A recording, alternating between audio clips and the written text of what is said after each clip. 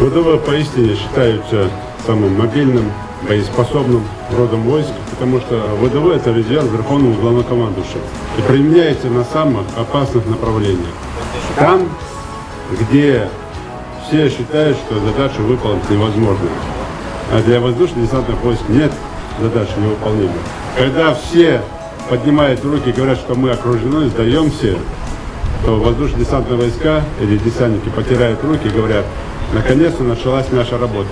Я сегодня поздравляю вас всех, кто здесь присутствует, в вашем лице всех десантников нашей республики, командование воздушных десантных войск, особенно ветеранов. Здоровья, здоровья, здоровья им.